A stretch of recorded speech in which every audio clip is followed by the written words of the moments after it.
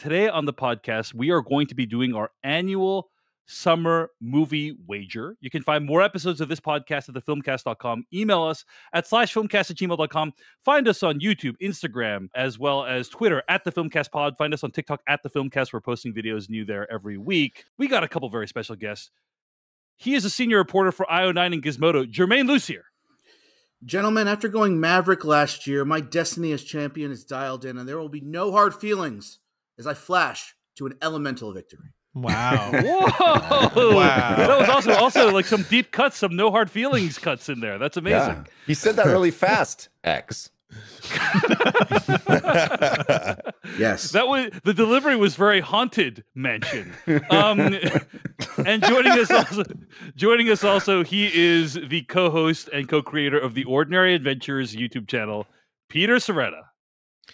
This time around, Jermaine would be a complete idiot to have Top Gun Maverick high on his list. we can all agree. I finally agree. The Summer Movie Wager is an annual game which is played during the summer of each year. You can find the history of this game and play along yourself at thesummermoviewager.com. A huge thanks to Dennis for putting the site together. The general goal of the game is to predict the highest grossing films of the summer in terms of domestic box office in the correct order. The closer you get to the final ranked order, the more points you get. This year, the Summer Movie Wager will begin on May 4th with the release of Guardians of the Galaxy Volume 3, and it will last through September 4th, 2023, inclusive of Labor Day as usual. Each one of us has chosen 13 movies, 10 movies, and 3 dark horses. Every single slot gets a single score assigned to it using the following rules. I'm going to go through this pretty fast, but if you want to read up on it, you can go to thesummermoviewager.com. But if your choice for number 1 or number 10 is correct, you get 13 points, so extra points for those.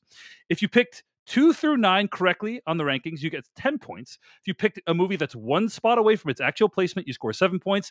2 spots away, 5 points. If your movie is inside the top 10 at all, you score 3 points for it. And if your picked movie is not inside the top 10, you score 0 points. For each dark horse, of which we get 3, so it's 10 choices plus 3 dark horses. For each dark horse that makes it into the top 10, you get 1 point. If 2 or more rules apply to a single pick, only the single rule that will be applied that assigns the highest value will apply. So for instance, if you pick number 1 correctly, you don't get 16 points because it's number 1 and placed in the top 10. You just get 13 points. And that's it. The winner of the Summer Movie Wager gets to specify a TV show or film under 3 hours that everyone else will watch and talk about. Last year, Peter Sciretta won, so he specified Go. You can listen to that review on the Filmcast. That was a great time. If I win again, Dave, I'm going to have you guys watch Go again, and then we're going to review it on the podcast, recorded from a different point of view. Wow. Yeah, amazing. I love it. I love it. Every year. Yeah. Dave, I love that. Well done. It only took you 10 years to pre-write that description instead of winging it every year as you always do. Wow. Wow. This is how great things are on the Filmcast. Even when I do something right, I get criticized for it. This started with the Totally Rad show, so really, Jeff, this is on you. It's true. You guys should have fair. had this from the start. You're like the white Asian immigrant parent I never knew I wanted, Jeff. Where like if you get an A, it's like if you get a B, it's like why didn't you get an A? And if you get an A, it's like why didn't you get an A last semester? You know, that's this is the common refrain of the immigrant parent.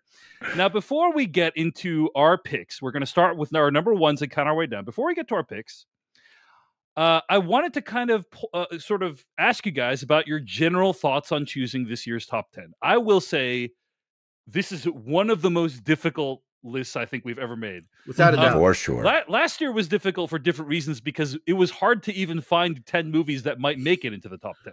Right. This year, it's a lot different because it feels like things are back, but we have seen, I'll just say, erratic box office behavior over the course of the last. Nothing makes sense anymore. Now, I feel like there's 6 movies that could all be number 1. Mm-hmm. Absolutely. I thought when I was looking for 10, I think I was like, well, what are the movies that are like possible on the list? And I came up with like 25 of them, and I'm like, this can't be right. And then you could easily shave half those off, but I've been tinkering with this list all weekend, and I will. I've locked it in, but I have movies that are really low that I'm like, how? If you told me 10 years ago that I would put a movie in that franchise that low on a Summer Movie Wager, you'd freak out. Yeah, absolutely. I know exactly what you're talking about, Jermaine. We'll get to it. The other thing I want to mention is I wanted to compare pre-pandemic to post-pandemic numbers, or during pandemic numbers. 2019 was the last pre-pandemic year. That year, the number 10 choice, or the number 10 ranked movie at the domestic box office was Once Upon a Time in Hollywood. That movie made $142 million domestic. Okay. Last year, 2022, the number 10 choice was Bullet Train, which made $103 million. That is a significant drop from 140 to 100, basically. 103. I suspect this year the number will be significantly higher than 103. Agreed. Last year, the product was weak. People were still getting back into the movie-going habit. This year, I think we're going to see movie-going habits for summer in full bloom, and I think probably it's going to be a little bit higher than the 103 for Bullet Train from last year. So, what do you think? What do you think number 10 is going to be? How much money do you think? How much money do you think number 10 will? I think I'm going to say at least 120. That's what I'm going to say. Yeah, that's what 120. I feel like yeah, 130. Yeah, that was what I was thinking about that. Yeah, Jeff, what were you going to say? No, I was just reiterating that I think that yes, habits have sort of returned. People are going back to the movies. We saw Super Mario Brothers open huge, but I think really the answer is the volume of desirable movies.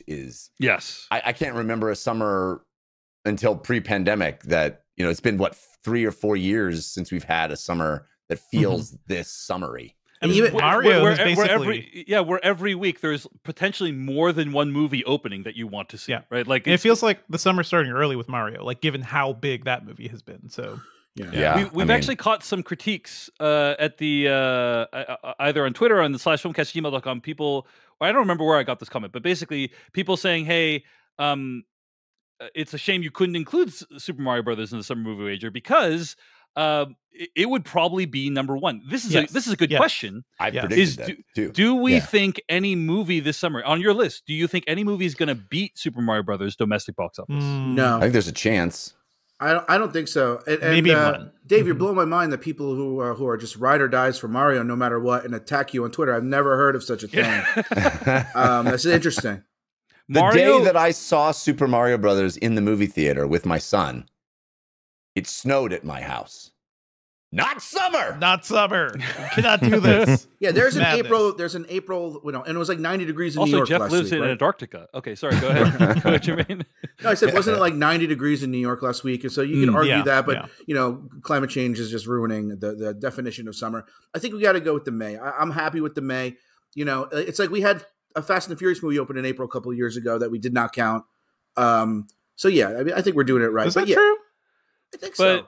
There was a late April movie we included for a Marvel movie, but it was the last weekend in April. I don't think we've ever done pre-May, have we? Yes, we did late for April. April. We did last week of April for Infinity War. Yeah, maybe for Endgame. Endgame opened in April. We did that, but Super Mario Brothers movie in 2 weekends has made $347 million domestic. That is incredible, right? So it's a lot. It is the one to beat for 2023, but not the one to beat in the summer movie wager. You could almost say Mario's collecting a lot of coins.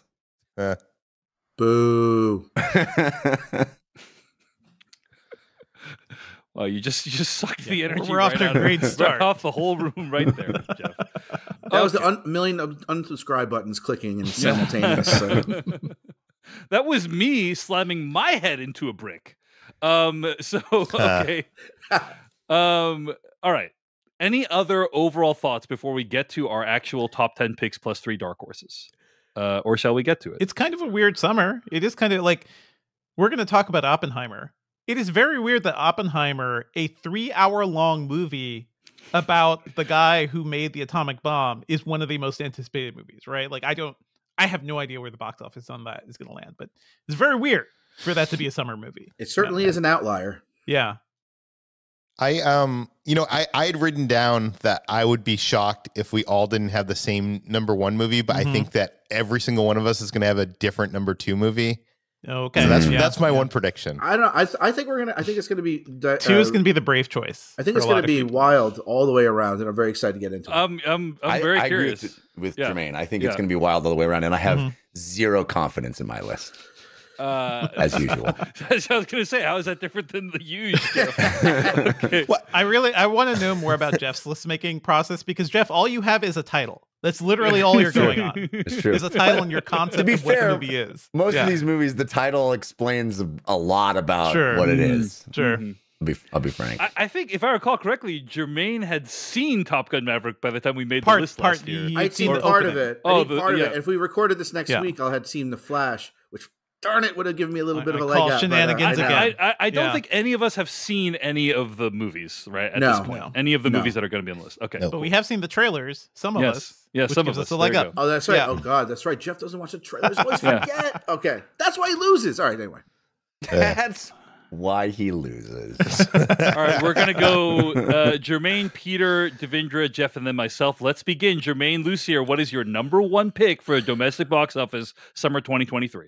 I'm with Jeff that I am not 100% confident in this, but you got to look at, there's a lot of factors, but my number one is Guardians of the Galaxy Volume 3. All right. I will think Marvel has definitely had a downturn in the last couple of months, last couple of releases. But I think that early summer slot is always almost a guaranteed top threer. I feel like James Gunn is really going to bring it for the last time in this trilogy. The ends of trilogies are always very, very successful. I think the Guardians have something a little special compared to the other previous Marvel movies. And it wasn't a home run for me. This is not a home run, but I had to go with my gut, and my gut said Guardians of the Galaxy Volume 3. All right, that's a great pick, Jermaine. Let's get to Peter Serta's top 10. And I want to point out, by the way, I'm just pre-anticipating, we might have technical issues with Peter's stream, and his audio might not be in sync. So sorry in advance. But if it is Backstreet Boys instead of in sync. If it is, then you can give me a hard time. But Peter Serta, what is your number one pick for domestic box office summer 2023? Well, I think Jermaine is probably wrong on this one, because my number one pick is actually the same. It's Guardians of the Galaxy Volume 3. I just wanted to mess with you guys for a second. Wow. I think everybody's Jermaine number one pick. Jermaine can still be wrong, I think. He can still be wrong very much in other ways. Yeah. But I agree with him. This is like the end. This is the end for this team. I think it's going to be like everybody that has read this script, that has talked about it, says this is a tearjerker. I feel like it's going to be that movie that people are going to come back multiple times to the theater, unless it's bad. But I don't know. I have a feeling it's not going to be bad. You know, at worst, it's going to be Volume 2 level, which was not bad. And it also comes out May 5th. Volume 2, which I don't think was as good as Volume 1, but was still nonetheless very solid, made $389 million domestic. That's pretty good. Right? Yeah. So, yeah. And also May 5th. Yeah, that's the thing, Peter. It has a lot of time, right, to make that money. So, any other thoughts, Peter, on Guardians 3 as your number one pick? That's it. I'm sure there's other people that want to say stuff about Guardians 3, so I'm gonna let all right. Devindra Hardawar, your choice for number one box office. Yeah, I'm going to take the brave choice, and I'm also going to say Guardians 3. Because here's the thing. Wow, like, here we go. It's the end of this trilogy, but also the trailers have been strong. They've really been hyping up the kind of emotional aspect of this movie. Like, it is an ending, and they are almost hinting at, like, it will be an ultimate ending for some characters. Like, it feels like an end game situation where we're going to go there to get our hearts broken. And I think people, just judging from what I've seen from audiences in theaters, like, they're great trailers and people are hyped to see what happens to this team. And this is a special corner of the MCU. So yeah, I think it'll do really well. All right. Great pick for number one. Jeff Cannata, what's your number one choice for number one? My number one pick for the summer movie wager is Super Mario Brothers. No, I'm kidding. I'm joking. Yeah. It's the other Chris Pratt movie, Guardians of the Galaxy Volume 3. Wow. Okay. I picked it number one. I didn't think I would be in lockstep with everybody so far.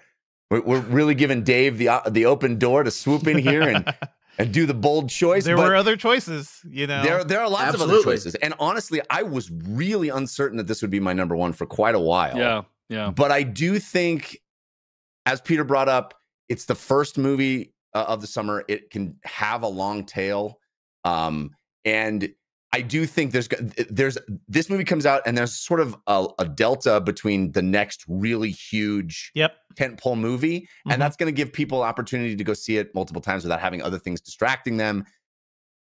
People love Guardians. I think there's a hunger for another great Marvel experience because some of them have been subpar lately, and even when they're subpar, they open huge. And I think this one will also open huge and then have great word of mouth. I'm very confident that James Gunn will stick the landing here, and I think the great word of mouth, the fact the movie I think will be good will probably give it long legs and carry it to win the summer. All right, great pick.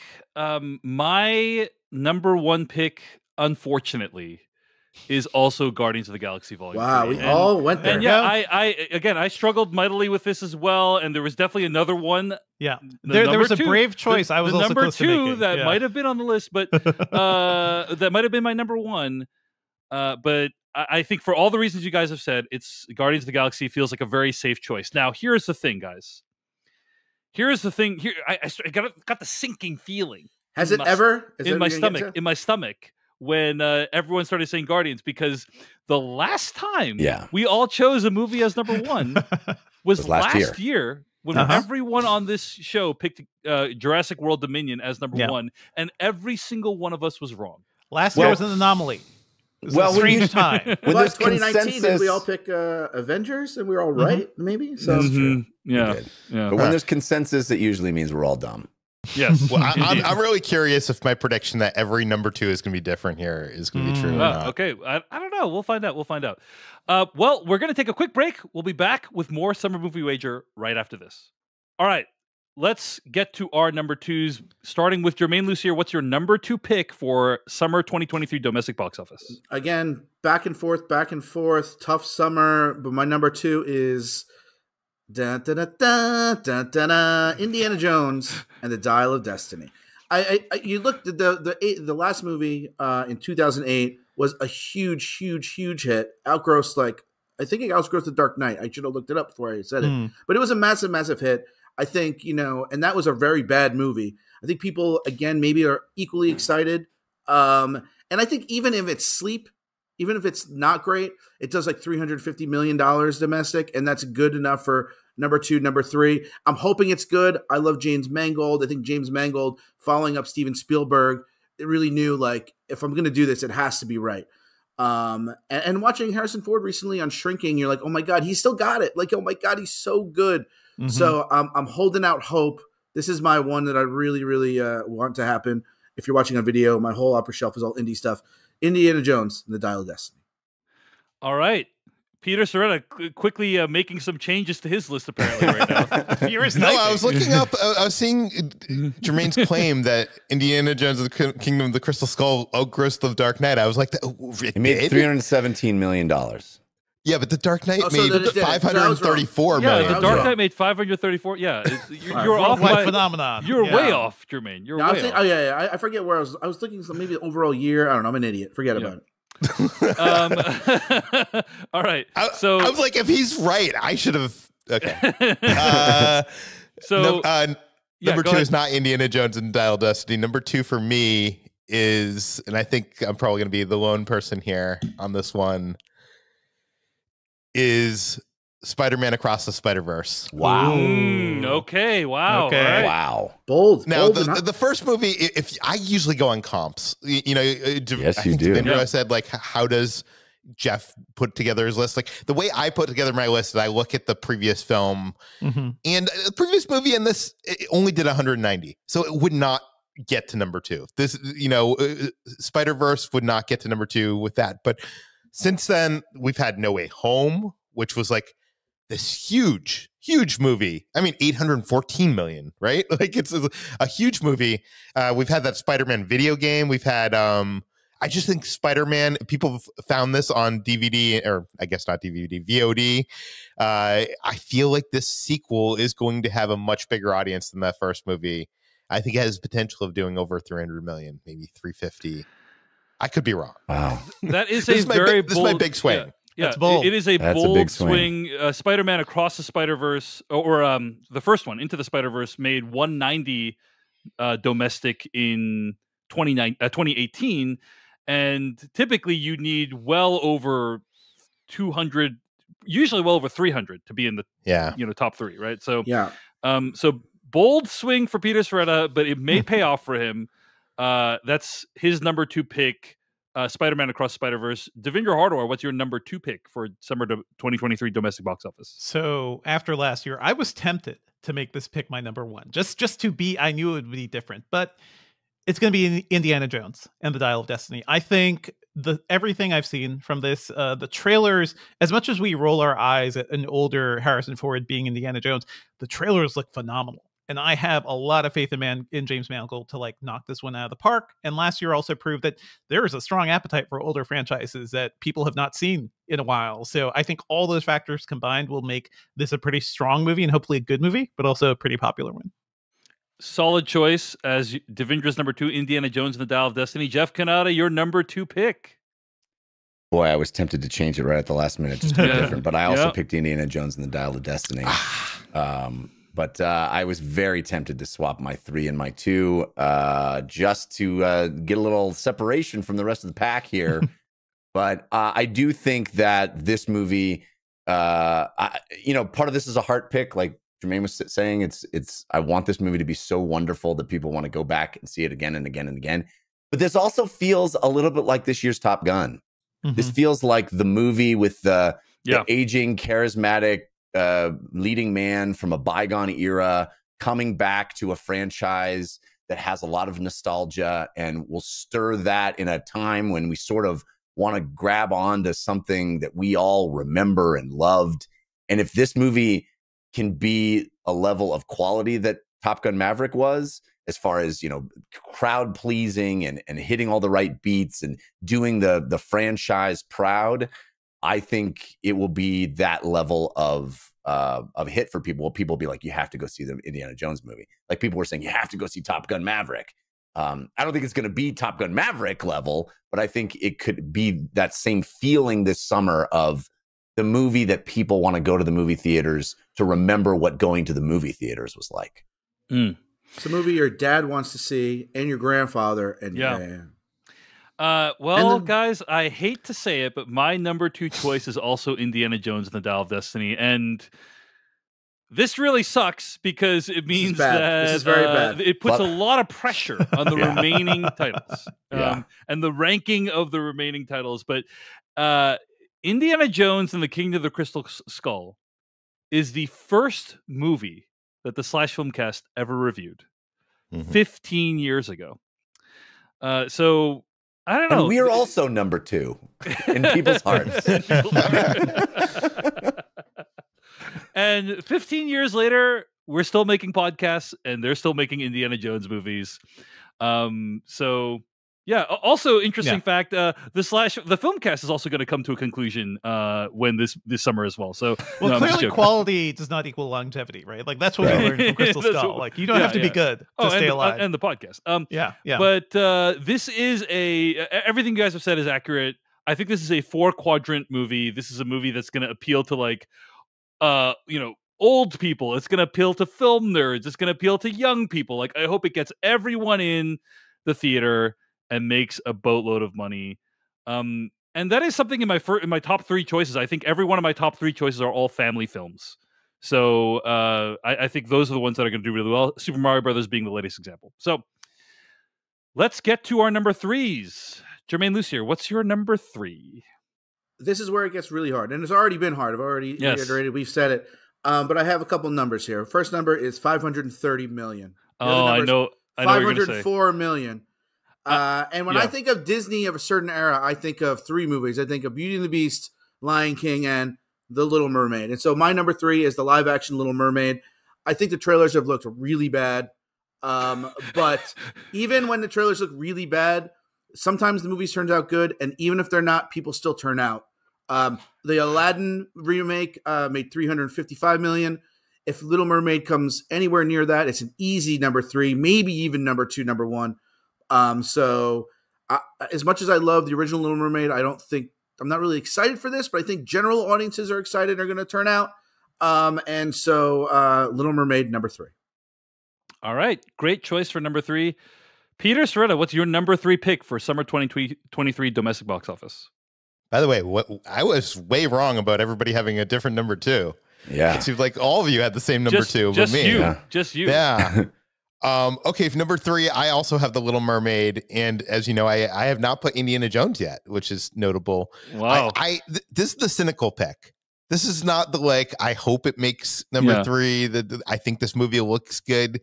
This is the what Jermaine said. Lion King did almost 550. Beauty and the Beast did over 500. Jungle Book did 364. If this does even Aladdin numbers, Aladdin did 355 million. Wild.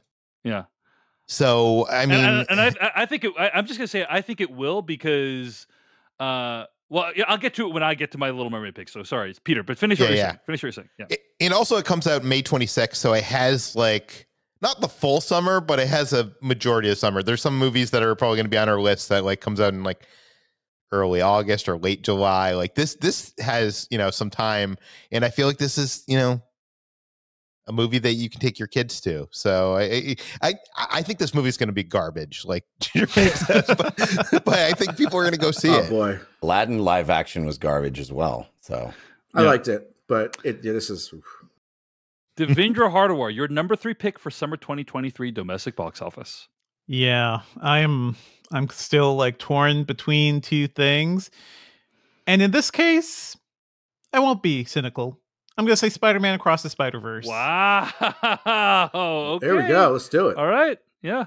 For all the reasons you guys said. Yeah. And also the trailers look fantastic. The cast of characters, the visuals alone, the sheer impact, like the sheer influence the first movie has had on animation. Like everybody wants to do what Spider-Verse is doing. I think that is telling in terms of how powerful that first movie was. And also the characters are great. There are new characters. There's Oscar Isaac coming back and it looks really funny. And it looks like just like insane visuals. Like I think that's the main thing. So I think this will do pretty well, especially now that everybody's like hyped for Miles Morales and Spider-Man in general. I have a kind of meta comment about like where things fall on the list. One thing that was really interesting, I think last year was there was a massive gap in titles that made over 300 million and under 200 million. There was like almost nothing in between that range. It was either a huge success or it was like barely over 100 million.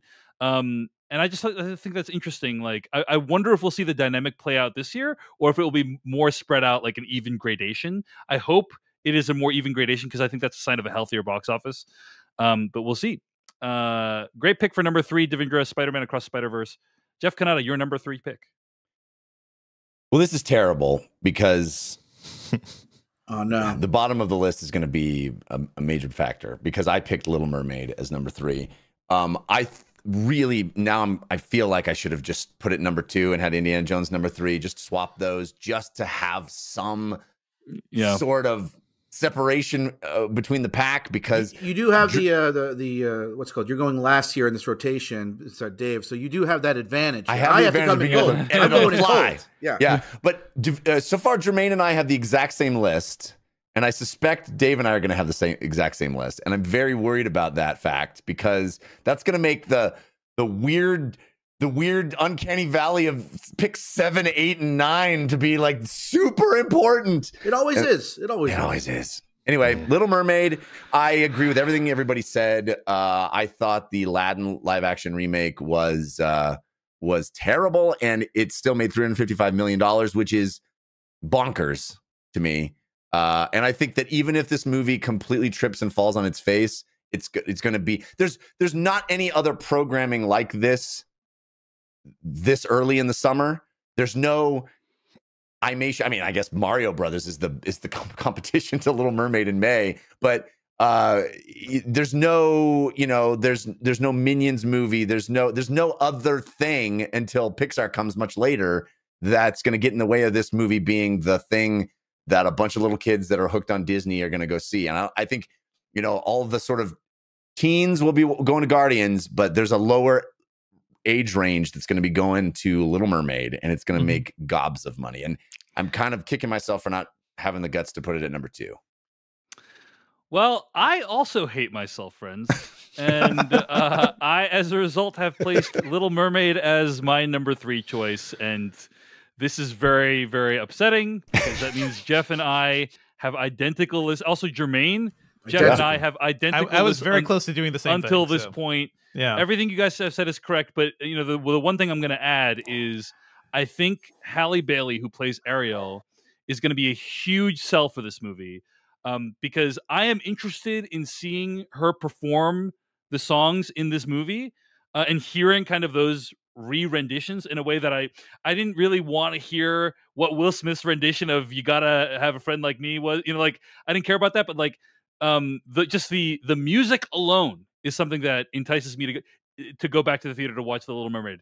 Everything else you guys have said is true. The movie looks like trash. It is artistically bankrupt, and its success will set Disney upon a path further into, you know, just milking its IP for until they're bone dry. You know, but putting all that aside, this one's wet at least. Wow, under the sea, under the sea. It's going to be a massive success, I think, and because even someone like me who hated all the previous remakes, like quote unquote live action. They're not really live action remakes. They're just, you know, different type of. Well, now they're humans. Remakes, now there are humans. Like there are humans. Yeah, now with humans. That's what they should call them. The now with humans edition. Animated film, The Little Mermaid. Now with humans. That's what it should be called. But yes, I, who is extremely cynical about these movies, I am kind of have a little bit of excitement of checking out this one. So I'm saying The Little Mermaid, my number 3. All right. Did anybody else clock the fact that Dave conflated the songs from Toy Story and Little Mermaid and created a new song? You've got a friend like me. You ain't never got a friend like me. I enjoyed that, Dave. I enjoyed that. You got a friend in me and friend like me. Different songs. Friend like me. You ain't never got a friend in me like me. I, for one, am hoping Disney, maybe in a couple of years, does an animated remake of this Little Mermaid, because I'd really like to see the story in animation. Yeah, that would be great. It is too early for me to be taking this kind of abuse from Jeff. I just want you to know. Okay. Never too early, Dave! Jermaine, if you pick what I think you're going to pick for number 4, I'm going to crap a brick. Okay, but I almost just flipped it, but I'm gonna keep it. What are we gonna do? What are we gonna do this year when there's 3 winners of the movie? It's not gonna happen. I think. First of all, what this whole exercise has reinforced to me is we need to have everyone submit their picks in advance, so you can't make last second changes. Well, you used to do that. Yeah. Okay. Let's do that next year. Sorry about that. Yeah. Jermaine Lucier, your number 4 pick for summer 2023 domestic box office. I'm not changing it. I don't know. Maybe we'll have the same pick here. I mean, again, it gets so hard to get down the list, but a lot of people earlier in the year were telling me like this is going to be the number 1 in the movie this summer. But then you look at the patented Peter Strader comps, and you're like, there's no way. Dave is already holding his head as he knows I'm going to say Mission Impossible: Dead Reckoning. Wow. Okay. All right. And I think people think that it's going to get a residual bump from Top Gun, and even if it gets a residual bump, the last Mission Impossible, Fallout, was the most successful. It did $260 million, very successful. But to be like the number 1 movie this summer, it'd have to do double that. I just don't see that happening. I think it maybe beats that. Maybe. I think the part 1 in the title is a bad choice. I think people will be like, why would I go see part 1? Just call it Dead Reckoning and name the other one that. So, but it's Mission Impossible, Macquarie, Cruise. We know it's going to be great. That's my pick for number 4 this summer. All right. Great number 4 pick. Bold number 4 pick, I would say. Peter Sciretta, your number 4 pick for summer 2023 domestic box office. Well, I just want to say you guys are completely discounting the fact that if Spider-Verse even gets like 1 higher than what all of you guys are saying, that it won't just like completely put things in my favor. Like you guys are like, we all have the same list. Like we're all going to tie. I'm like, nope. It could be Spider-Verse. Well, just 3 people. Sorry, is Peter Sciretta even in this competition this year? You're discounting. Do you think a movie that, good or not, is going to make like double what the last one made? Maybe it does. Maybe it does. It could. It's Spider-Man. Number 4 on my list. I think you guys are like, underestimating the box office this summer. I think number 4 on this list is still going to be about 300 million. Like Jermaine's already down to like 220, 240 or whatever. I think, and by the way, the last Mission Impossible made 220, not 250 or something you said. Yeah, so Jermaine, can you please stop giving us inaccurate box office? It is driving me nuts. Okay, go ahead, Peter. The last Mission Impossible movie made more than Titanic. Oh wow! Quote Jermaine Lucier. Okay. Number 4 on my list is Indiana Jones and Dial of Destiny, and thank goodness that happened. Yeah, I mean, Crystal Skull did 317, so like I don't think there's as much of a fever for this movie as there was Crystal Skull. We were coming off the Indiana Jones trilogy back then. Harrison Ford was younger. I know Jeff hasn't seen the trailers for this, but the trailers look amazing. But I still don't think little kids are excited about seeing an old man running on top of. We said that about Top Gun, and they watched an old man fly a plane. So yeah, hey, I think this is going to make good money. It's going to make 300. Maybe 320, and I think that is enough to put you in number 4, maybe number 3. I don't know. I still think Little Mermaid is going to make like 400 or 370 or something. It's my mind breaks when I look at the Lion King page on Box Office Mojo and see that it's made over $500 million domestic. Like it's just like it's on a scale that is unimaginable to me. I'm shocked, Peter, that you think Across the Spider-Verse is going to make more than that. Yeah. Yeah, it's a big swing. It is a big swing. But I mean, everybody can see Across the Spider-Verse. Like little kids don't know who Indiana Jones is. Well, they could have seen the first one. It was made 190. You're saying that Indiana Jones could make 370 million, which puts it at number 4. So you think that I think it'll make 320. Double what it made. Yeah. I hate to say the following words, but I agree with Jeff. This is a nonsense pick. Wow. Given, I'm not saying Indiana Jones and the Dial of Destiny won't come in 4th. I'm saying it's weird to put Spider-Man above the Little Mermaid and that. You know what I'm saying? Like that's the weird thing. But anyway, we're in for some surprises. I want it to be so good that it makes that much money because I'm that excited for Spider-Verse, maybe more than anything except for Indy. But I mean, there's a huge pocket of people who are like, it's animated, I'm not going. Yeah. And Indiana Jones doesn't have that, and I think if you're looking at those two. Yeah, all those people that were like, it's animated, I'm not going to the Super Mario Brothers movie. That's right. That's right. There's one thing you can say. There's one thing you can say about Harrison Ford is he's barely animated at this point. He's very. I mean, he will be animated in this one because it'll be a CG Harrison Ford. Yeah. All right. Well, that's Peter Serrata's number 4 pick. Devindra Hardawar, your number 4 pick for summer 2023 domestic box office. So I don't think we're talking much about how thirsty audiences are right now. Like I think Mario proved it. I think this is going to be an obscene box office because it is going to be kind of a return to form. So for that reason, my number 4 is The Little Mermaid. For everything you guys have said already, I don't think it's going to be good, but it has made a ton of money. But I also think the floor of money that these movies are going to make is much higher than we expect to. So that's going to explain some of my later picks. But yeah, Little Mermaid for 4. Devindra also putting Spider-Man Across the Spider-Verse above The Little Mermaid. I just think that is going to be what is the critical flaw? The flaw. I don't know. What's the word I'm looking for? That's like the thing that makes the whole house tumble. Like I don't want. It would be nice if all of our lists weren't like exactly the same. So yes. Oh well, thank you for choices were made. Thank you for switching it up and giving us some variety to Devindra. But that is Devindra's number 4, The Little Mermaid. Jeff Cannata, your number 4 pick for summer 2023 domestic box office. I was very uncertain about this. In fact, I was so sure I was going to have this higher than anybody else in the competition.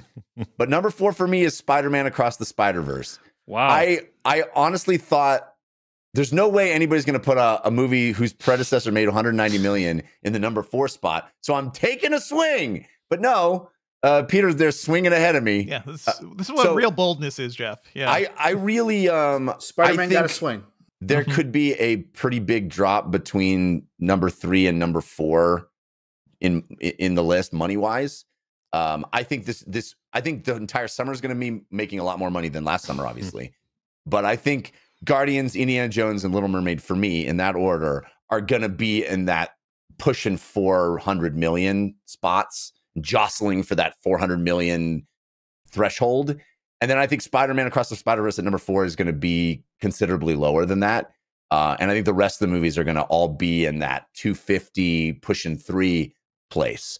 So that gives me a little more, like, I could see the sequel to, I feel like people discovered the first Spider-Man animated movie at home, you know, because we were in COVID and I think it garnered a little bit of that a cult film quality to it that you wouldn't think of a Spider-Man movie as having, but I think this one does.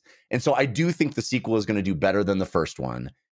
I don't think it's going to be in that 350 place, but I do think that, you know, more people are excited about this movie than we're excited about the first one. They sort of discovered what was special about that first one, and I think it will do better and will ride Spider-Man superhero-ness to the number 4 spot. All right, great choice for Jeff's number 4, Spider-Man Across the Spider-Verse. Guys, I'm awash with conflicting emotions because, first of all, at this point, I think I can say everyone now has a different list, right? So that's awesome. I was really nervous Jeff was going to pick my number 4, and then I'd have the same list as Jeff's, which is like, I don't want the stench of death on my list, please. That would be a list from somebody who's incredibly informed versus somebody who has no clue. That would be a really upsetting. That'd be hilarious. That would be an upsetting development for me. But also now I'm nervous because no one else has chosen what my number 4 movie is going to be, and this could be my downfall. But my number 4 choice for the summer 2023 domestic box office is The Flash. Right. Interesting. Interesting. I had no idea where to put that movie, man. That movie is a complete wild card to me. There's multiple wild cards, of which this is one, right? Like, and yeah, this movie could make over $300 million, I think, or it could be a horrible failure. I just want to point out that Ezra Miller has been going on a reign of terror around the country, and it is sad that this movie will financially benefit them, I should say, and potentially enable them to do even more terrible things. But also, Michael the Keaton. heads of Warner, like people at James Gunn, the head of Warner Brothers, has been saying this is the best, if not like one of the best, if not the best superhero film they've ever seen. They haven't been saying that about Blue Beetle. They haven't been saying that about Shazam. Now, like take it with a grain of salt because they have financial interest. It to be but they're not saying not saying that about the other movies, right? Like, and this is in the trailer, Jeff Kanata. So like, and I think you already know this. Yeah, right? I know it. But so I'm going to reveal what's in the trailer for The Flash. But Michael Keaton as Batman is in this movie. And I just think that is going to have a big pull. Like Batman, the OG Batman, Tim Burton, was one of the most successful movies of the era. And there's going to be a lot of older people that are going to like want to come back just to see what that's about. Like, oh, I want to see. Plus, multiverse stuff is doing big. No Way Home, Everything Everywhere All at Once. The Flash is another multiverse movie. So that's why I think it's going to be a fair enough, Jeff. That's why this movie is such a wild card to me, is because do you compare it to Shazam? Do you compare it to B tier DC characters movie? Do you compare it to Aquaman, which did 350 plus?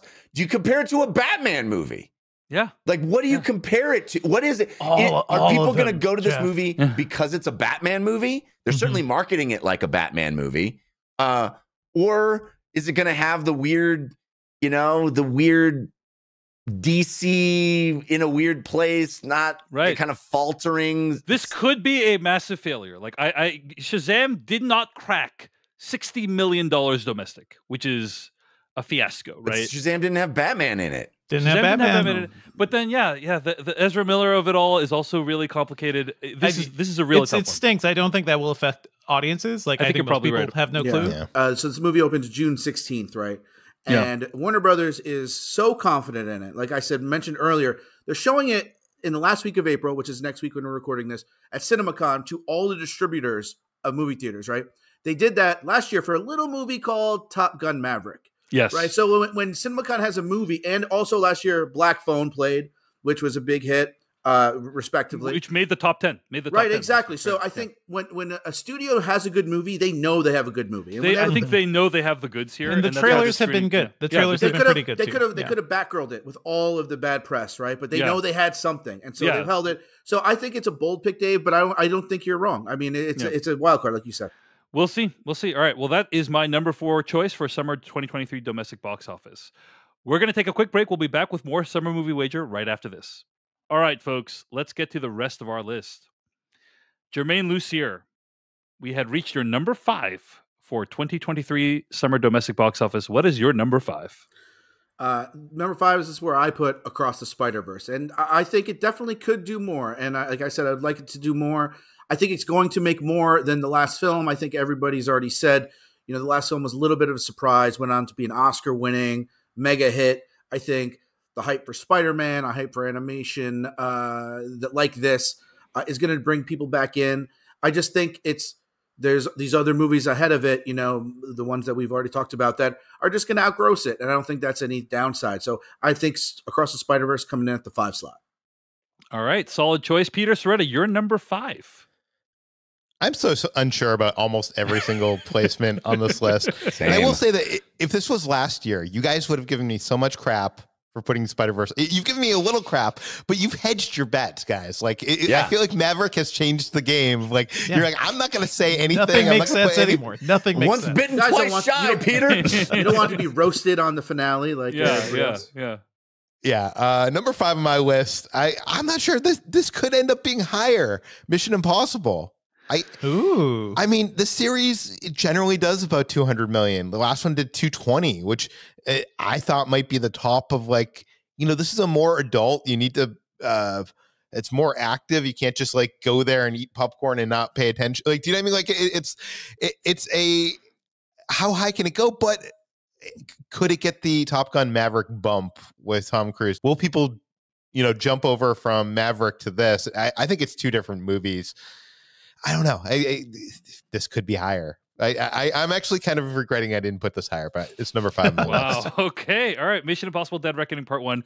I think that in a bit of foreshadowing, I'm going to say I think that's a solid place for that movie. Devendra Hardawar, your number 5 movie of 2023 domestic box office. My number 5 is The Flash for pretty much every reason you said, Dave. I think this movie is quietly going to do really well because of Batman, because of so many things.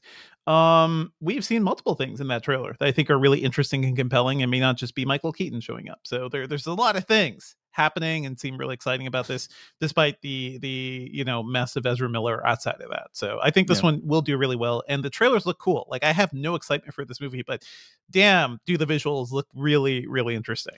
I am actually stunned that Jermaine and Peter don't have The Flash in any of their top 5. I guess they're just not thinking it's going to do very well. So we'll see what happens.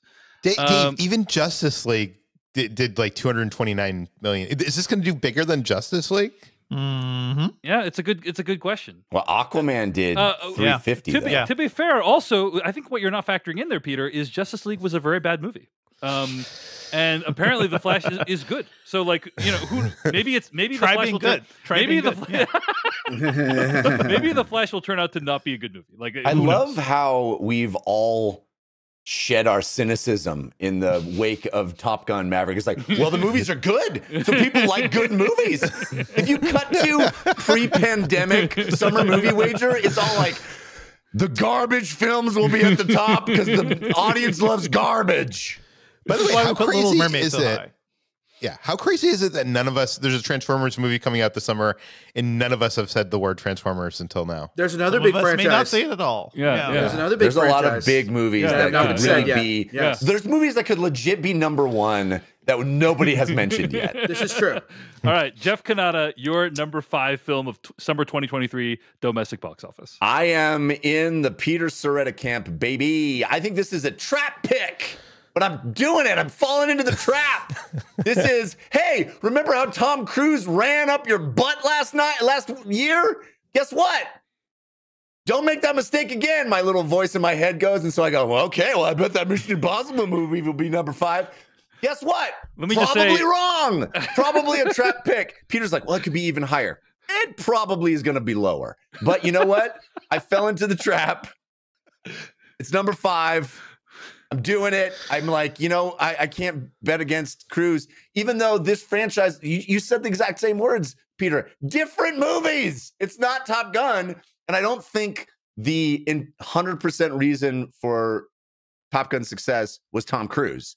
I also don't think the 100% reason for Top Gun's success was the fact that Tom Cruise did all his own stunts. These are the things that these movies share, but I don't think that's the reason that Top Gun crushed everybody last year. Mm-hmm. So all of that said, I'm still pick Mission Impossible: Dead Reckoning Part 1 is my number 5 because I don't know, falling into the trap. Hey, I got a 4. Right. It happens. That's Jeff's number 5, Mission Impossible: Dead Reckoning Part 1. I hate this. Yes. Because my number 5 choice is also Mission Impossible: Dead Reckoning Part 1. That means that my list and Jeff's list is virtually identical except for our number 4 picks. Man. It's really the Flash or Spider-Man, which superhero will save each of us? This sucks. I am not a fan of this at all. Everything you guys have said is true. Like, my logic is Tom Cruise is going to get a Top Gun Maverick bump, but he will get the opposite of a bump. What's the opposite of a bump? Valley? Valley? He will get a valley because of, as you said, Jermaine, the Part 1 Divot? designation. It's a divot? He'll get a divot. Plateau. He's going to get the Part 1 divot because, it's a terrible title. Like, also... So I think there's going to be more people willing to check out a Tom Cruise movie this summer than there would have been if Top Gun Maverick hadn't. And again, the trailers look sick as hell. Like they are And not the shying away trailer- from showing the money shots. The trailer, they played it in front of every screening of Top Gun Maverick as well, like a year ahead at that time. Yeah. So I think it's going to get a bump, and then it's going to get a little divot because of the fact that it's Part 1 and it's a Mission Impossible movie. Then it's going to spread a wingsuit and just like glide through the rest of the summer. And maybe people will be like, I don't want to see it. I've never seen a Mission Impossible movie, and it's a Part 1. That's too intimidating for me, average moviegoer. Anyway, they have taken Part 1 off of Spider-Verse. It was originally going to be a Part 1. Yep. They took Part 1 off of Infinity War. Like it clearly is a thing that people don't want to see a movie with like a Part 1 in the title. But Mission that Impossible Harry was like Potter movie tanked. Remember that? Oh wait, no, it didn't. The Mission Impossible.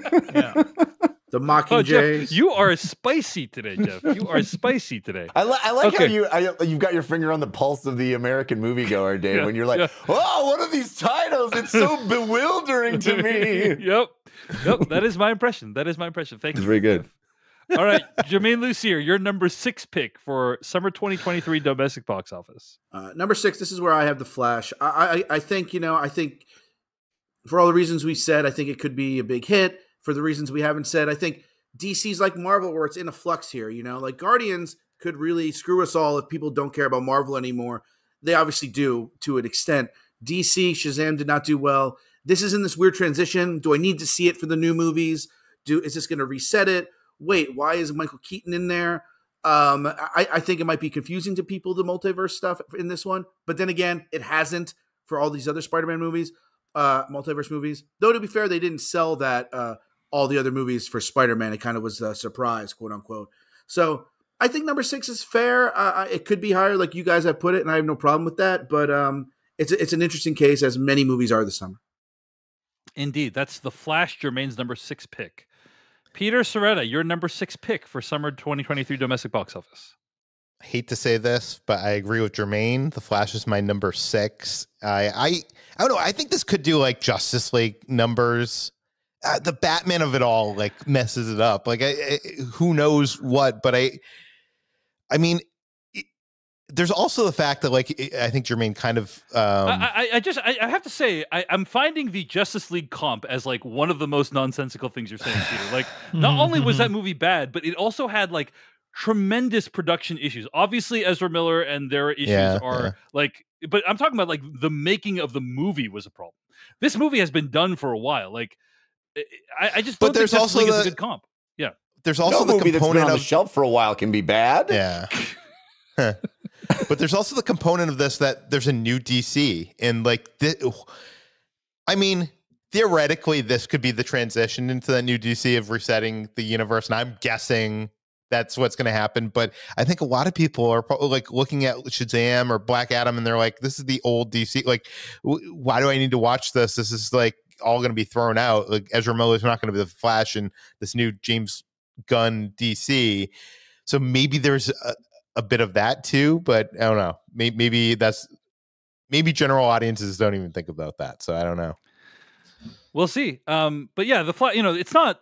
You put the Flash number 6. That's not like that far different from where I put it. I put it at number 4. So we're talking just like a difference of probably $100 million or something like that. It's not that big. Just $100 million. Yeah, there's $100 million between friends, guys. Come on. Yeah. All right, Devindra Hardawar, your number 6 pick. My number 6. I'm going to say a word that has not been uttered on this episode yet. A movie that I think people will actually want to see. Elemental. Ooh. I think there is a desire for like a Pixar comeback, especially after Lightyear failed so hard. I don't know if this movie's gonna be any good, but everything I've seen from it is very much giving me Inside Out vibes. Let's remember how much money Inside Out made. A lot. $350 million. Like I think there is a desire for that, like the things that hit so well about a Pixar movie that we haven't really gotten in a long, long while. So I think that is going to lead families right to this. And looking at the strong reaction to the Mario movie too, like people are going back to theaters. Like people just want this. They want to be in the theaters, getting those old vibes back. So I'm betting this will be hopefully pretty good and do really well. I know better.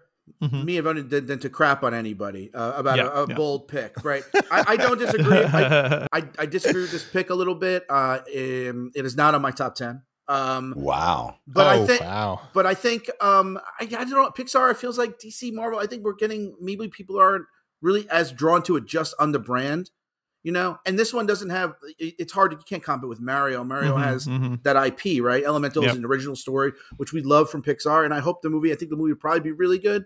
But and there's also a lot of family competition this year, and even animated competition when you look at Spider-Verse, and Ninja Turtles and some other stuff, So like it's a crowded summer. So Devindra, it's an interesting pick. We'll see. I think that what has happened with Pixar is kind of a modern tragedy. It's sad. It is sad. And what I'm referring to is they haven't had a box office hit in several years, largely because of the pandemic, largely because Bob Chapek or whoever the hell else was running things sent all Pixar movies straight to streaming. Turning Red sent straight to streaming. I was going to say they haven't had a box office release other than Lightyear. Right, which was widely regarded as a failure. But even in their heyday with Inside Out did really well. Coco was released in 2017.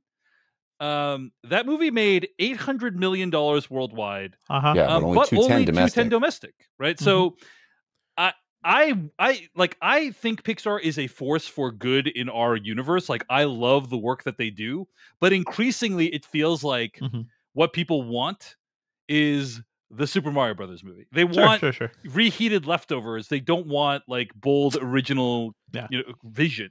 I mean, it's funny you think that, Dave. Yeah. You're not really supporting that, apparently, like the way you're framing this right now. Well, if you believed in Pixar, you think this would do well. Oh yeah. This is my incredible cynicism about the movie going public, which as Jeff pointed out, I've been trying to demonstrate throughout this whole process. So it is also not in my top 10. Wow. That's surprising. I love that you believe in them because I wish I believed in them. I wish I had the strength to believe in them from a box office perspective. That said, I think Elemental will be an awesome movie. So there's no, no doubt. I think Coco, for me, Coco is the comp for that movie. Yeah, I think it's, and I think that puts it in the top 10. I mean, I'll wait and talk about it when it shows up in my list. But I do think that you can believe or not believe in Pixar, but what you need to believe in is desperate parents. Desperate parents and kids. Yeah. They and need AC to in the summer. Get those kids in a movie. And there's a whole segment of kids for whom Spider-Verse feels a little too adult. They're not going to go see Guardians. They're going to go see Little Mermaid. And then they're going to go see Elementals. Like that's what it feels to me. Well, don't look up the box office for Lyle Crocodile, Jeff. All right, so Jeff Cannata. Also, Jeff, do not watch the trailer for Elemental. Not good. It might not be good. Anyway, Jeff that's not my Cannata. number 6. Yeah, your number 6 pick for 2023. My number 6 is also something that nobody's brought up yet. And I may have it too high, but I think this is solid. I think you guys are underestimating. I'm surprised Devindra's underestimating it. The only movie on the list that sounds like a laxative. Fast X. Soon. Soon. I will talk about it. We're getting there. We'll get there. Isn't it wild though? Like these movies have made so much money, but there's so many questions of the last few. Jeff, I'm curious And why their you're domestic is not as strong as their international. I think they're slowing down too. Yeah. Well, that's why fast it's and down light. to 6 for me, which, I think there's a case to be made that it could be in the top 3, and I think comparing it to Fast 9, which was weird. It was delayed. It was it came out during the pandemic. Like that's all just feels irrelevant, or not irrelevant, but misleading. And I think I think people are going to come out for this movie. I think it's going to make like $250 million. I think it's going to be. I agree. Right at number 6. Like that's like my number 6 money is 250, and I think I'm confident Fast X in that spot. That is a solid pick, Jeff. My animating theory for my list, honestly, has been about trajectories. It's been about where are things going, right? And if you look at the Fast numbers, they are going down over time. Like, I feel like Fast and Furious franchise has peaked, and it is on the decline. And the last movie, as you said, it was a weird movie, but it only made like 170, right? 173 million Fast 9. Now, Fate of the Furious, which was released in 2017, made 226 domestic. But I think we're due for a come down even from that, right? So there is a Jason Momoa I think with factor. Momoa involved, I think that we're gonna get a Momoa bump. Okay, but also, I think it's very possible the movie is going to be even worse than usual, and that's because I don't think that it had a matters. very troubled production. Yeah. You don't think that matters? That's I don't think that matters. These movies are cartoons. They literally had 2 dudes in a car in space last time. It doesn't matter. We're here for I will say there is a baseline of quality we expected from the recent ones. It may even be lower than that. So repeat views may not happen. Thank you. That is all I'm saying. That is all I'm saying. Okay. But we'll see. It's funny. We rarely talk about how good the movie is going to be during our list, but we don't know how good the movies are going to be. And I'm going to say, that it's all the goodness is going to be canceled out by the fact that the movie is probably going to be worse than usual. So we'll see. All right, that's Jeff's number 6. My number 6 pick for summer 2023 domestic box office is Spider-Man Across the Spider-Verse. I think this movie is going to make about as much, slightly more than the last Spider-Man, which puts it at around 200 million. So that is why it's my number 6 pick. I do feel a little nervous about putting it this low, because what I am saying is this movie makes around 200, 220, and then literally every other movie I've named makes way more than that, right? Like Mission Impossible, The Flash, Little Mermaid, Indiana Jones, Dial of Destiny, Guardians. I feel okay about it. But it does set me on edge a little bit. So I am a little nervous about that. But that's my number 6 pick, Spider-Man Across the Spider-Verse. We're going to take a break for one last sponsor. We'll be right back with more Summer Movie Wager right after this. All right, folks, let's talk about number 7 picks. Jermaine Lucier, your number 7 pick for summer 2023 domestic box office. I swear I will get it right at some point. Saying that phrase. Number 7 here is where I put Fast X. I am a huge fan of this franchise. But I do think what you guys said for the last pick there is right. The quality is declining. I do know a friend who's seen this and said it wasn't great. And if they said it wasn't great, it's probably even worse than that. Wow, Jermaine putting his unnamed friend on blast. Yeah, I know. This idiot I know who doesn't have any taste whatsoever. If he said it was good, then if he said it was bad, it's got to be dog shit, basically. Okay, anyway, go ahead. No. But I do think they're wrapping this up. This is their Dead Reckoning Part 1, right? This is their second part, and I think I think they're going to try to throw the kitchen sink at it, so that could be good. But like, and the main thing that really held back for me though isn't really the quality, because you said that maybe doesn't matter. It's the competition. It comes out the week before Little Mermaid, I believe. And, you know, Guardians will still be in theaters. Audience. It's just like a different audience, sure. Disagree, but I think disagree. Yeah. No, I am in the target audience for both films, but okay. Hashtag family under the sea. Right. But there are other movies that could siphon it off. Spider-Man's 2 weeks after that. There's The Machine, which is there's so many other things. So I think it's going to be a hit. I just don't think it's going to be. I think, like I said, I think Fate of the Furious is the comp, and and that puts it here-ish. Again, I hope I'm wrong. I want all these movies to make $700 million because they're going to be so good, but we know that summer movies usually disappoint, and I have a feeling Fast X is going to do that. All right. I'm kind of right there with you, Jermaine. Peter Soretta, your number 7 pick for summer 2023 domestic box office. Dave, you know how you've been annoyed with Jeff and his list and how it's been similar? I feel like Jermaine has been cribbing off the bottom of my list of the top 10 because I have Fast X at number 7 as well. I don't know. I think this is going to do a little bit better than Fast 9 and Hobbs and Shaw, which both did 173. I think like this might do, Fate of the Furious numbers because, you have the actors that you mentioned. You have Brie Larson, you have Momoa, you have this is being presented as the final 2 chapters of the Fast saga. What does that mean? It means that that's what they're saying for now, and then they'll make movies later on. But I also think, I don't know. I think there's just an audience for these movies. It is crazy that this is so low down our list. But again, you said the international numbers do so much higher. But this is also May 19th. This has the whole summer to, has a whole racetrack of the whole summer to run. So. All right. That's Peter's number 7 Fast X. Devindra Hardawar, your number 7 pick for summer 2023 domestic box office. My number 7 is Fast X. Because of everything we've all said, and it may not be as good. Like I do remember we talked about this news. Like my heart broke when we learned that that the directors were changing up, that Jeremy Lin was not coming back. So yeah, it's Justin Lin, not Justin Lin. Not Sorry, Linsanity. Not I'd like to see Linsanity. Linsanity. That seemed to Justin Lin, movie. I do.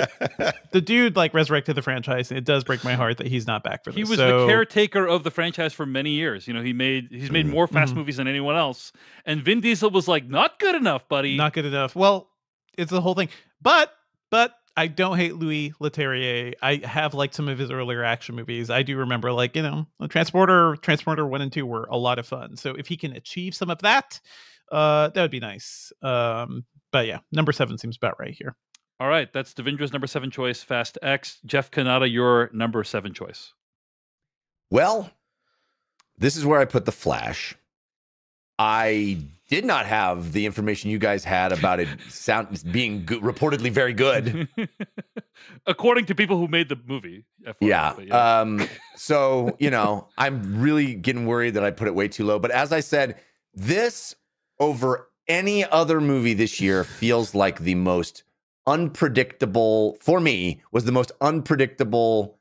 Like this could be crushing it. Aquaman, $350+ million. Because, why did Aquaman make that much money? But I actually enjoyed Aquaman. But you know what I mean? Like this, rules. People could come out because of all the stuff, all the spoilery stuff we've already kind of mentioned. That could really feel like a gotta go to the movie theaters to see this movie thing. Or it could totally crap the bed and feel like this forgettable, weird Me Too. Look, we could do multiverse stuff too over here in DC. It could feel like cloying and desperate, and people could feel that and stay away. I don't know. I put it at number 7. Man, I think it's going to be in the top 10. I do. It could be way higher up, like some of you guys have put it. It could be, in middling or even lower. I do think it's going to be in the top 10. But man, The Flash feels like a complete wild card to me. 100% agree, Jeff. 100% agree. That's Jeff's number 7, The Flash. My number 7 is also Fast X. I want to say I struggled really hard because my number 8 pick was my number 7 pick for a long time. and it would have been a really bold choice to beat Fast X, and you will find out what my number 8 pick is momentarily. But at the end of the day, yeah, I do think this movie is going to do between 150 and 200, and maybe even a little over 200. And so, yeah, got to put it at number 7. Also, plug for Fast X. Forgot to mention. We talked about Louis Leterrier. He did Dark Crystal: Age of Resistance, which is one of my favorite things Netflix has ever done. Good. And I'm like, so now I'm like, come on, Louis, bring some of that magic to it. Different production, but if you can direct the Skeksis, that's right. You can probably direct Vin Diesel. That's all. That's right. Similar. We are getting to the sorry, go ahead, Peter. I was gonna say one thing about Flash, which is interesting, is they announced, the movie as Flashpoint in 2017 at San Diego Comic-Con. So DC was supposed to do their multiverse thing before Marvel ever decided to do theirs. So it's funny that like Jeff says that it ended up being that they got to it later and they're going to look like the idiots that are just copying Marvel. Do you know what I mean? Like, yeah, while they were planning to do it first. Oh, Crisis on Infinite Earths was like the original multiverse story, man. It was like, that was the thing that put in the comics. It was like DC was doing it and how they like wiped the slate clean and rebooted all their I mean, I obviously know there was multiverse stuff happening in comics before that, but that's like the tentpole flag in the sand. Like, we're making this a big deal. Anyway, we are in the end game now, and I think that these next choices we're about to say will be extremely determinative of who the winner is. So let's get to it. It's funny how we started this discussion saying what a wild year and a list could be wildly different. And I feel like they're more similar than I remember ever being. Ever.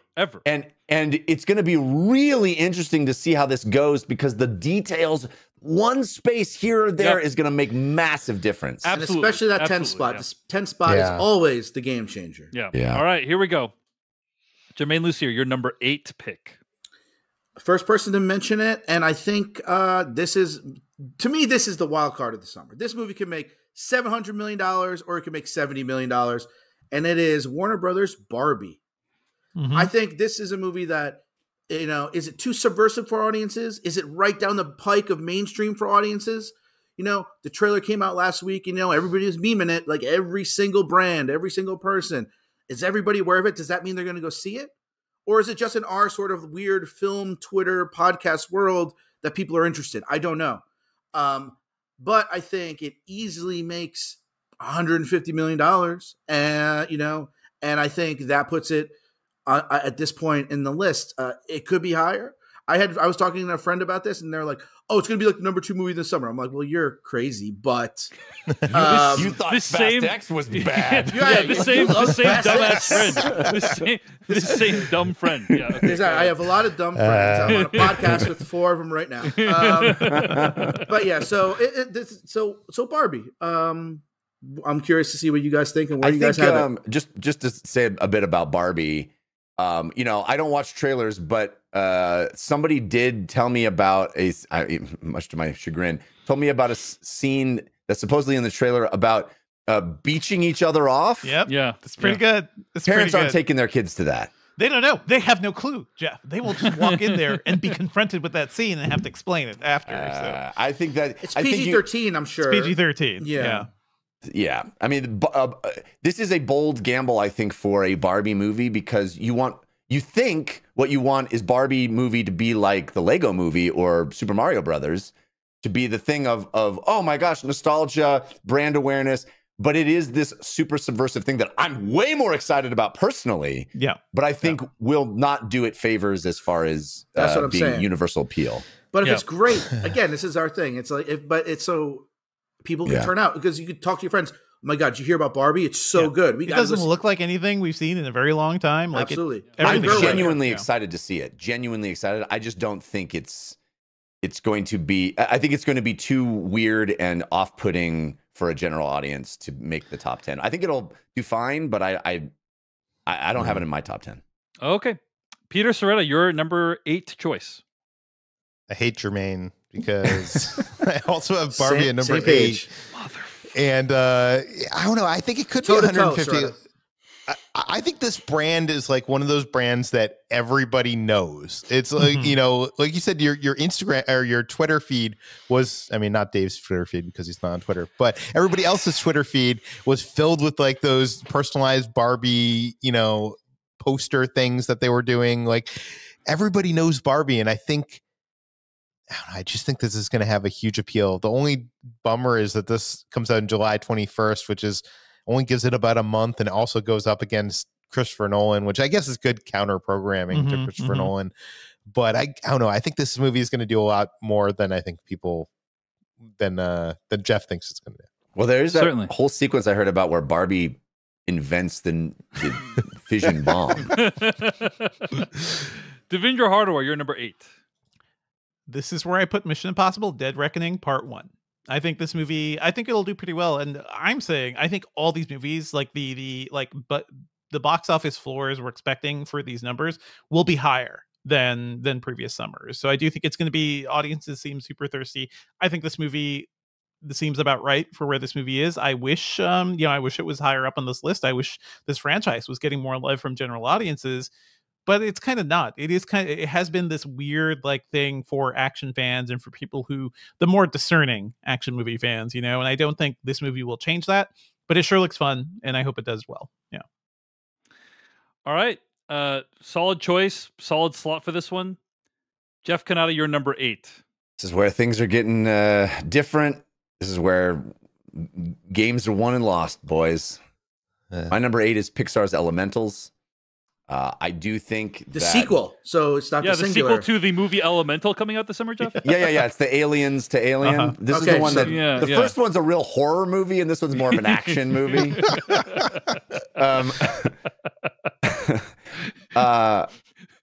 That's how you know Jeff is really familiar with the movie. He knows the title. He believes in it so much. He knows the title. Wait a second. I actually need to know. I need to know, Jeff, what do you know about this movie? I know it's anthropomorphized elements. Okay. Yay! Okay. That's all you need to know. It's a big step. Literally, you got it. Background. So he said elements. Story. 2 elements. Yeah. Elements. Yeah. And the rules of Avatar apparently apply. So The Last Airbender. Hey, I'm in then. Yeah. Anyway, I think that Lightyear was not typical, and I know this movie you guys have said looks bad. I hope it is not. I think just the design. There's not really anything else. I know you guys have talked about Across the Spider-Verse being the animated movie, and obviously there's Little Mermaid, but there's not really anything else. There's usually that Minions movie or there's that other, that's there's Mario like a this Super year. Pets or some kind of other thing. There's not really a lot of that this summer, and I think Pixar's Elementals is going to come out at a time when parents are going to be like, I want another thing to bring my kids to, and Pixar is a safe brand, and this will be a knowable, useful thing, and I think it's going to make Coco numbers. I really do think it's going to be right around $200 million, and maybe a little less. But I think that's going to put it right at number 8, and I think it's going to be in the top 10 and do pretty well. All right, I hope you are right, Jeff. I hope you are right. Having said that, it's not my top 10. So I'm dying, guys. I'm dying. I'm twisting in the wind because my list and Jermaine's list are virtually identical, with the exception of 2 movies that are switched, and everything else is the same. Because my number 8 choice is also Barbie. I originally had this way higher up because I don't think you guys, I think you guys are all underselling the intensity of fan reaction to the trailers and marketing material so far. Like, I literally have not seen a love and anticipation for this movie more intense than for literally any other film this summer. So I originally had Barbie much higher up on the list. I originally thought this is going to surprise everyone. It's going to make $300+ million. I no longer feel that's true. I looked up some tracking, and people are expecting it will open at around 30. I think it's probably going to do way better than 30 and still like hold on for quite a bit longer. That's why I put it at the slot. I still remember when Wonder Woman trounced all of us to become the number 1 film of that summer. Yeah. I don't think Wonder Woman had any masturbation jokes in it. I don't pretty recall. sure I probably did. I mean, there was a sex joke. There was definitely. a sex joke. In Wonder Woman. Yeah. But I do think this has a chance to be kind of a breakout success this summer. And I almost put it above Fast and Furious. I mean, I basically think Barbie's going to surprise everyone with like how I well it does. still wonder like who is this for, right? Because it's not for the actual target audience of Barbie. It's for people who grew up with Barbie. So this is a Where the Wild Things Are situation, except more fun. So but there isn't anybody that grew up with Barbie. Yeah, nobody. Well, I don't know, man. I think it's gonna be. Barbie's been around for so long. Like I remember, my mom had like the original Barbie dolls. It's just generation spanning in a way that even Super Mario isn't. Like if we're looking at recent films, so a total wild card. But again, is it for that? Is it for my, for your parents, or is it for your kids? Probably neither. So, Neither. That's the but problem. they might all go. But you might all go to find out. Yeah, I don't know, guys. I think Jeff. I think not including this in the top 10 is going to be a catastrophic mistake. Well, I have it as a dark horse, but yeah. Okay, well, that's my number 8, point. And it really stinks that my number 7 and 8 are identical to Peter and Jermaine's 7 and 8. But hopefully, we start to see more difference in the list. Starting with our number 9s, Jermaine Lucier, what's your number 9? My number 9 is the only movie for adults on this list, and it is Christopher Nolan's Oppenheimer. Wow. People turn out for Nolan movies, right? But I don't know, like as much as I think people like us are excited for it, I don't see it being, as much as some of his bigger genre stuff. To me, the comp is Dunkirk, beautifully shot, historical epic.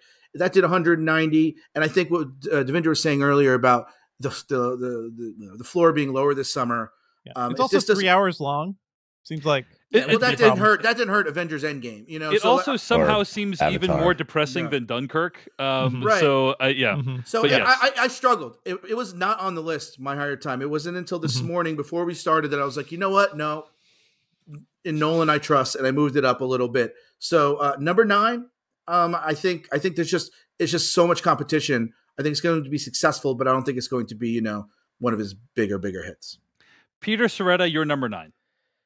Yeah, it's Oppenheimer. It's this isn't, I don't know, a movie that I don't think people are excited for, but Christopher Nolan's still a brand name, and I even though this isn't genre, this isn't sci-fi, this isn't superhero, I think people are going to see this, but I don't know, I think it's going to do Dunkirk numbers. Jermaine said it, Dunkirk did 190. This comes out on July 21st, so it only has like a month and 10 days or something like that, and it should do like 170 in that time. Half the screenings of Dunkirk because of length, so I don't know. Oh yeah, Dunkirk was a brisk 90 minutes. Dunkirk was so, one, right? yeah. All right, great choice for number 9, Peter Serretta. Devendra Hardawar, what's your number 9? My number 9 is Barbie. I think Barbie will do well, and I think the meme power of it seems strong. I am confused about like who this movie is for, but I'm definitely excited to see it. So yeah, Barbie I think will do pretty well at number 9. Jeff Kanata, your number 9? I went with Oppenheimer. This is a wild thing that's happening where our lists are all so weirdly similar. I thought they were going to be so different. Never happened before. Never happened before. And I think there's going to be very, the cool thing about this is that tracking it at the summermoviewager.com, I think the winner will only be determined right at the end. People won't be counted out, although maybe I'll be counted out when Barbie crushes everything. Right? Never leave it to me to be counted out early, but I think possibly the race will last longer than it ever has before because we're all so close. But yeah, Oppenheimer, I think, who knows? I think this movie is going to get a lot of buzz, and obviously, it's a completely different demographic than anything else in the summer. So maybe folks will find that appealing, but I think it's going to be. I also comped it with Dunkirk. What feels like it's going to be like sub 200 million, but above 150 million.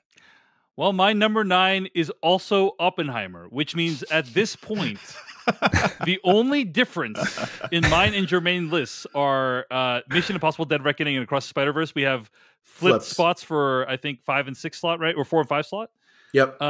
So our lists are virtually. It will literally come down to where those two movies fall on the list that will determine whether Jermaine and I come out on number top. 10 can be a big swing. Number 10 is always. All right, but Jermaine, I just have a really awful feeling that we have the same pick for number 10. I have a feeling too. Let's get this out. I think we all have the same number 10. What is your number 10 film? I think of summer 2023? Is it hot? Is it cold?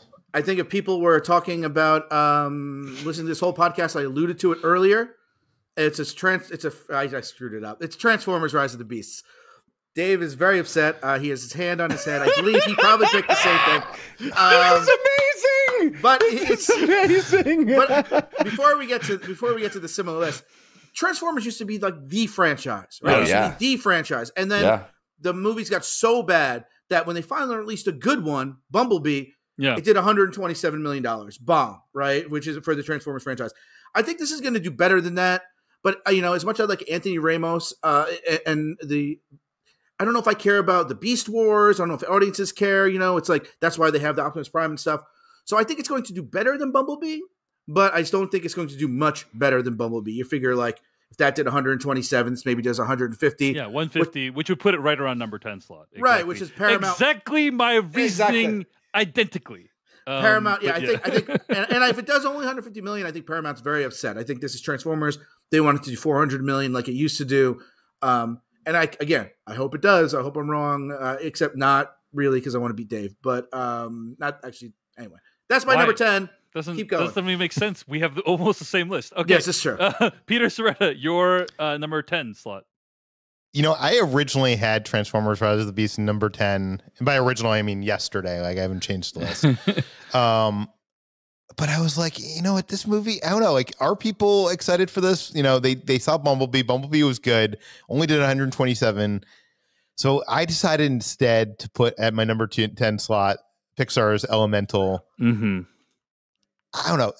Yeah, I want this to be good. I want this to be a great movie. Like I don't feel a buzz for it. I love Pixar. I love that brand, but I feel like it's been devalued by Disney over the last 5 years. And I'm not sure if people are super excited for this movie. I feel bad for director Pete Sohn, who is this great guy that's worked for Pixar since almost the beginning. And he, gotten the opportunity to direct 2 films. And it's like the first one was Good Dinosaur, which, we know what happened with that. He got pulled in, late into it. And this one is more personal to him. And I really haven't seen some of the footage and stuff. It looks like it's actually going to be pretty good, but are people excited? I don't know. I think it's I hope it's number 10. That's what I'm saying. It's a solid pick for number 10. And yeah, it barely missed my top 10. So yeah. Devendra Hardawar, your number 10?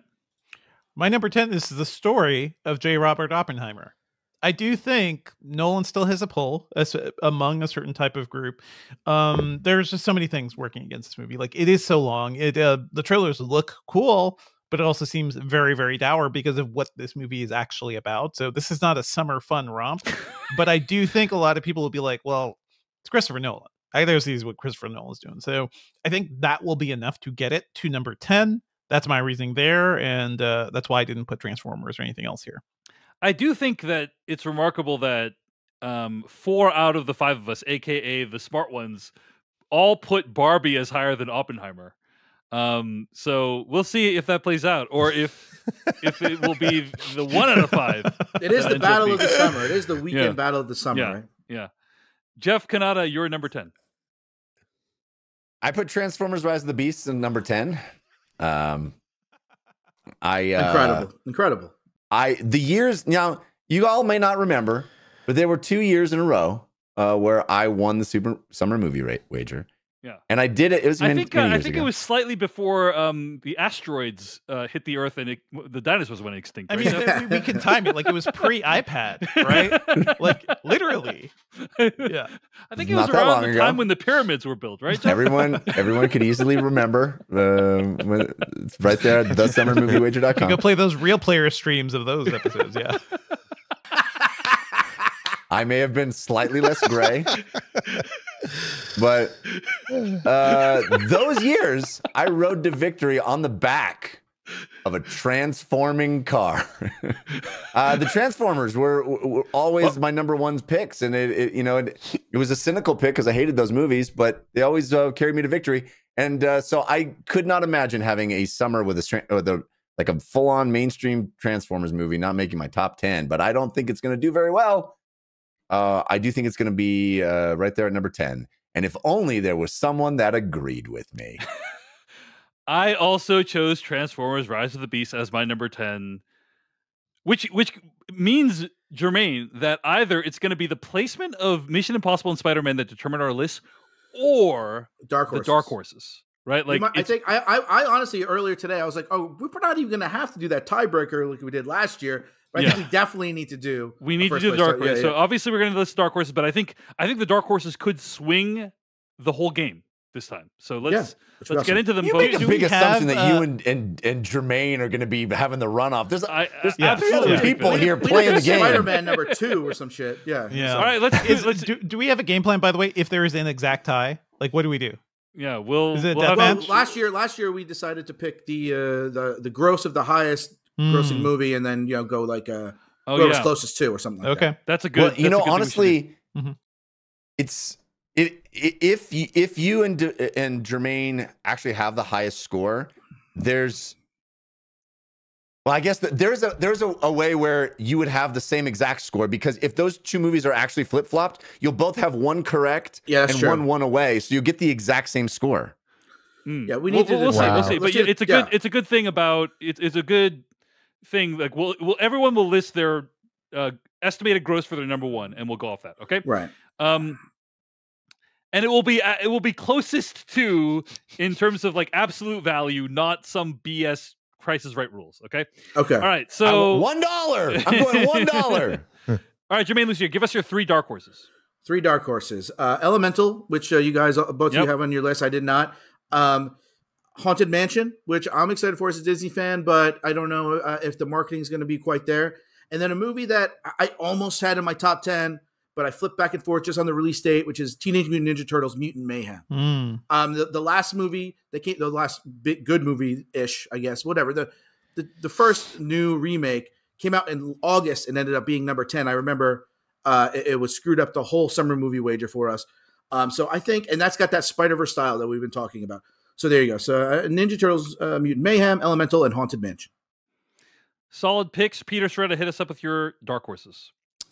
I have Transformers: Rise of the Beasts. For every reason I said, these movies at their height were doing like 400 million, but I think this is going to be like 130. I think this is going to be like, when Michael Bay was doing these movies, they felt epic and like huge, even if we knew that they were going to be bad. Like that Last Night movie was so bad, but that movie did 130 million. And I think this doesn't feel like, I don't feel the buzz that I did with the Michael Bay movies with this movie. So I think it's going to do slightly less. Teenage Mutant Ninja Turtles, which totally seems to be copying the Spider-Verse playbook. That's how influential that movie is. And Seth Rogen's involved. I really almost had this in my top 10, but didn't make it. I almost wanted to put this in the number 10 slot. I probably should have, because no one else had it.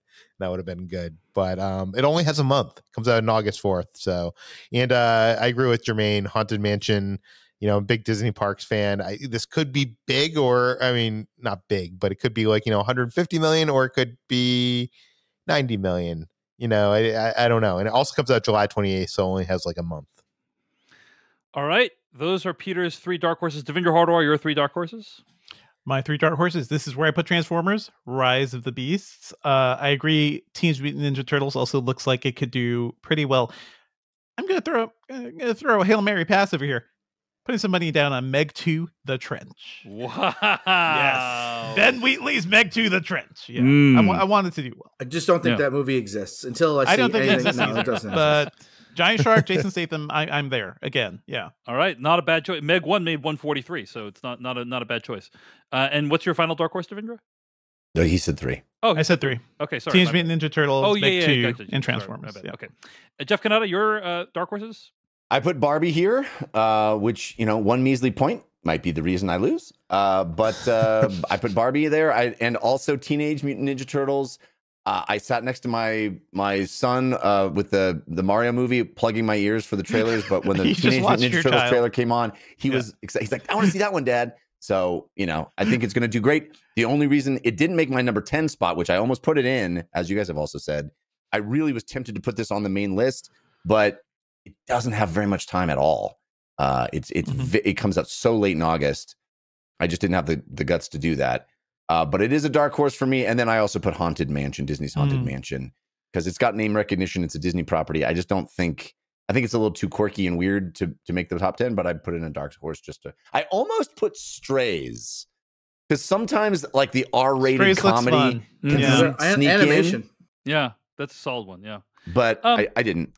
Here's the big question, Jeff, is when you're watching trailers in the theater and you're plugging your ears and your child's sitting next to you, does your child ever ask you, hey, Daddy, why are you acting differently than everyone else in the theater? Or No. He knows better. He knows better than that. He knows what if he wants to eat tonight. Daddy's going to his quiet place. I am really sad to say that I have two out of the 3 dark horses that Jermaine has. So this sucks. Y'all are so creative. Yeah. Yes, my dark horses are Elemental, which I'm hoping will do well. Haunted Mansion, which you never know how like a Disney property is going to do. He chose Teenage Mutant Ninja Turtles: Mutant Mayhem. I'm going to name a movie I don't think anyone else has said. Has anyone else said? Blue Beetle? Nope. No, has anyone said Blue Beetle? Well, that movie's going to tank. Doesn't it come out in August or something? It comes out in it comes out like mid-August. Yeah. Oh yeah. But you know, who knows? The character everyone's been waiting for, Dave. There's a reason that it's not on my top 10, but hey, you know, I think there's a lot of if it opens to like 65 million and then has like a good week and a half, it could hit the 10. It won't. Probably. You guys are betting it's going to ride that flash wave. Yeah, indeed. Indeed. I don't know. I think it has a chance. So anyway, all right, folks. Well, that brings us to the end of this year's Summer Movie Wager. Thanks so much for listening. Of course, you can play along at thesummermoviewager.com, and I believe you can only be considered as part of the leaderboard up until the beginning of the Summer Movie Wager time frame, after which, you know, Guardians opens, you'll have more information. You can't be considered in the leaderboard anymore. But thesummermoviewager.com, thanks to Dennis for putting that website together. And we will be back later this summer with the results, or fall, I guess, after Labor Day, with the results of the Summer Movie Wager, when you will learn which one of us will win. Thank you so much for watching this video of the Filmcast. Check out these other videos that we have available, and be sure to hit like, subscribe, and hit that bell icon to get other videos from us in the future. You can also go to thefilmcast.com to catch all of our audio podcast versions of all of our episodes. And support this podcast at patreon.com/filmpodcast, where you can sign up for ad-free episodes and exclusive After Darks. Thanks so much to everyone who makes the Filmcast possible.